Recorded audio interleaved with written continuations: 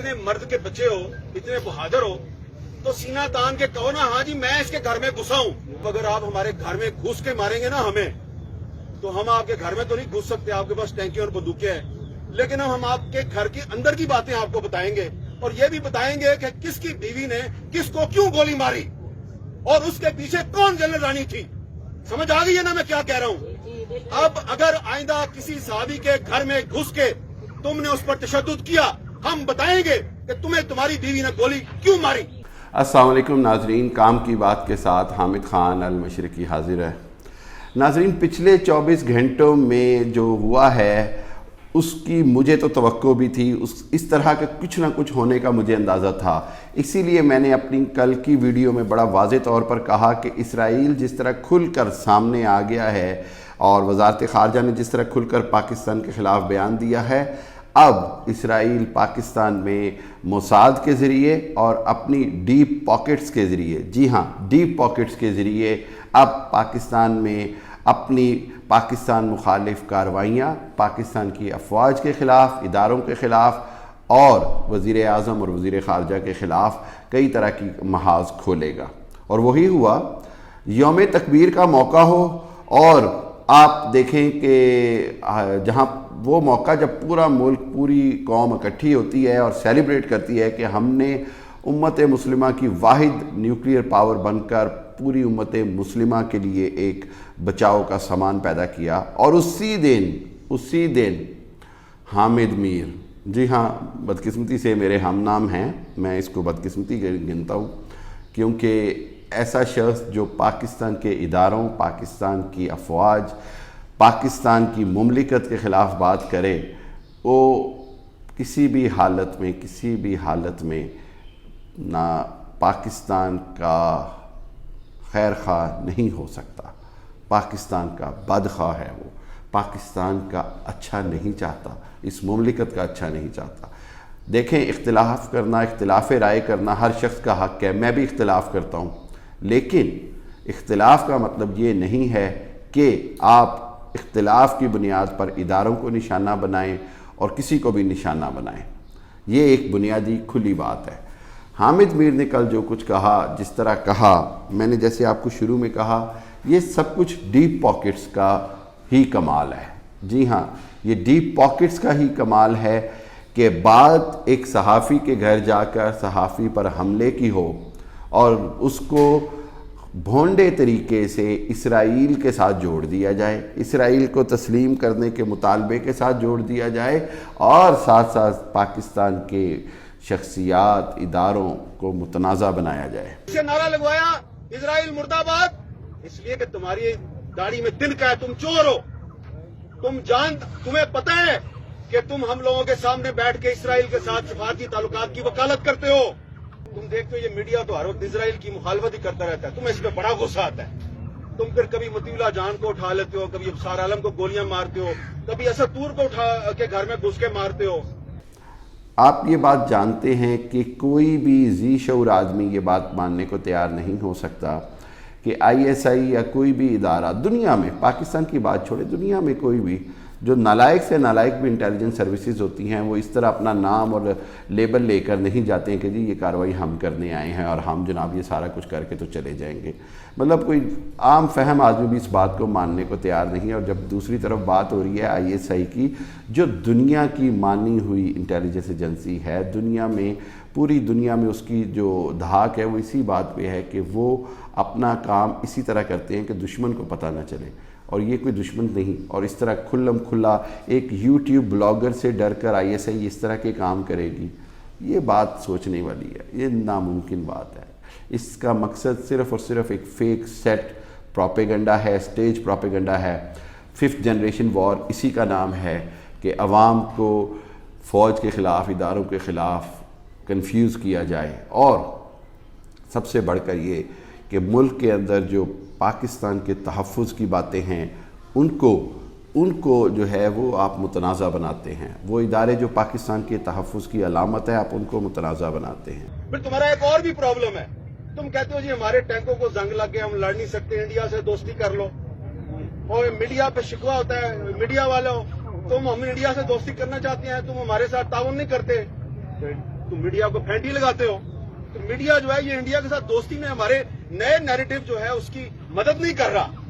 तो इजराइल के मामले पर और इंडिया के मामले पर ये मीडिया जो है ये उस नैरेटिव पे खड़ा है जो पाकिस्तान के अवाम का नैरेटिव है, जो कायद-ए-आज़म मोहम्मद अली जिन्ना का नैरेटिव है। हम उसी नैरेटिव पे खड़े रहेंगे। इस सारी सूरत हाल के अंदर मैं ये समझता हूँ कि हामिद मीर का किरदार किसी मीर जाफ़र मीर सादिक से कम नहीं, बदकिस्मती है। हामिद मीर जैसे इंसान के लिए मैं और कुछ नहीं कहना चाहता। मैं ये समझता हूँ कि एक शख्स जो इस अंदाज़ की गुफ्तगू कर सकता है उसका जो सहाफ़ीपन है वो तो कहीं रह ही नहीं जाता है। आप डिसेंसी तो हाथ से नहीं छोड़ सकते। बात आप अपना मुतालबा रखें, आप इदारों से तहकीकात का मुतालबा करें, आप सब कुछ करें, लेकिन आप ये नहीं कर सकते जो आप कर रहे हैं। इस सूरत हाल के अंदर आज पूरे पाकिस्तान में हर ज़ी शऊर आदमी जो है वो हामिद मीर के उस इंटरव्यू के ख़िलाफ़ है जो उन्होंने किया है असद तूर के घर, उस जुमलों के ख़िलाफ़ है जिसमें उन्होंने आर्मी और आर्मी के इदारों और नाम लेकर शख्सियात को निशाना बनाया। और सबसे बढ़कर ये कि मैं ये कहना चाहूँगा कि जिस तरह मैंने कहा है कि ये सब कुछ पाकिस्तान के ख़िलाफ़ एकदम से शुरू होने की वजह पाकिस्तान का इसराइल के ख़िलाफ़ फ़लस्तीन की इतनी खुल्लम खुल्ला हमायत करना, यूनाइटेड नेशन जनरल असम्बली में वज़ीर ख़ारजा का इतनी ज़बरदस्त मुहिम चलाना, तकरीर करना, और सबसे बढ़कर ये इस सारी तकरीर के साथ साथ जिस अंदाज़ में वज़ीर आज़म इमरान ख़ान ने फ़लस्तीनियों को पूरी दुनिया में मज़लूम साबित करने की और उनके ऊपर जुल्म होने का निशानदेही की है, वो पूरी दुनिया ने देखी है और मानी है। और सबसे बढ़कर फ़लस्तीन और कश्मीर के मसले को साथ जोड़ा जा रहा है ताकि अब दुनिया जब कश्मीर में भी कोई जुल्म होगा तो उसी तरह रिएक्ट करे जैसे फ़लस्तीन में जुल्म पर रिएक्ट किया गया। फ़लस्तीन और कश्मीर के मसले को जोड़ना ये पाकिस्तान की वज़ारत ख़ारजा, वज़ीर आज़म और सब की बहुत बड़ी कामयाबी है। और फ़लस्तीन के मसले की हमायत की पादाश में इसराइल अब पाकिस्तान के ख़िलाफ़ खुल्लम खुल्ला भी सामने आ गया है और उसकी मोसाद, इंडिया की रॉ और अमेरिकन ISI अपनी डीप पॉकेट्स यानी ये इस तरह के सहाफ़ियों, हामिद मीर जैसे सहाफ़ियों के ज़रिए और दूसरे सहाफ़ियों के ज़रिए और फिर उसके बाद डिफरेंट तरह के प्रोपेगेंडा के ज़रिए, डिफरेंट तरह की फ़ेक न्यूज़ के ज़रिए, झूठे हाइब्रिड वॉर यानी झूठे बयानिए को तश्कील देने के लिए पाकिस्तान के ख़िलाफ़ खुलकर काम करेगी। आपसे दरख्वास्त है, पाकिस्तान की आवाम से दरख्वास्त है कि सिर्फ़ और सिर्फ़ कुरान पाक की एक आयत पर सिर्फ़ अमल ज़रूर करें, और वो ये कि जिसका मफ़हूम ये है कि मोमिनो जब तुम्हारे पास कोई ख़बर आए तो उसकी तस्दीक कर लिया करो कि कहीं अनजाने में तुम किसी का या अपना नुकसान ना कर बैठो। सो खुदारा कोई भी ख़बर हो तो उसकी तस्दीक करें, सबूत देखें, उसके बिना उस पर यकीन ना करें, वरना ये जो हामिद मीर जैसे लोग हैं ये लोग आपको ज़हनी तौर पर परेशान करेंगे, आपको कंफ्यूज करेंगे। लेकिन मैं समझता हूँ कि जिस तरह आवाम ने इसका रद्द-ए-अमल दिया है, कानून को अपना रास्ता बनाना चाहिए। जो पाकिस्तान का कानून कहता है वो हामिद मीर के ख़िलाफ़ होना चाहिए।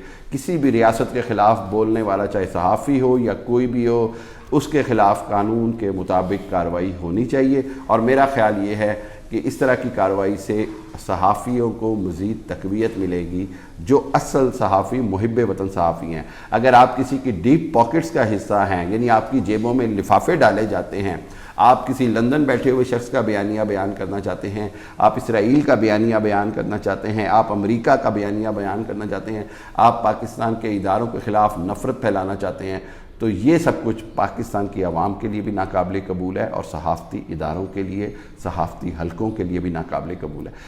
इससे कोई फ़र्क नहीं पड़ता आप कितने बड़े सहाफ़ी हैं, कितना बड़ा आपका नाम है। बुनियादी बात यह है कि आपने पाकिस्तान फ़ौज और इदारों की किरदार कशी करके दरअसल अपने ही किरदार कशी की है, अपना ही असल चेहरा और किरदार सामने लाए हैं। आपके इस सब कुछ करने से ना इदारों को कोई फ़र्क पड़ेगा, ना इंशाअल्लाह पाक सरज़मीन को कोई फ़र्क पड़ेगा। जी हाँ, आप पस्ती की एक और सतह से भी नीचे चले गए हैं हामिद मीर साहब। आपको ख्याल करना चाहिए और आपको कौम से माफ़ी मांगनी चाहिए। और उस सब के बावजूद جسٹس شوڈ پریویل، قانون کو، انصاف کو اپنا راستہ بنانا چاہیے. یہی ہوگا، یہی ہونا چاہیے، اور یہی صورت ہے ملک میں کسی بھی مزید میر صادق، میر جعفر یا اس طرح کے لوگوں کو پنپنے سے روکنے کی. کیوں؟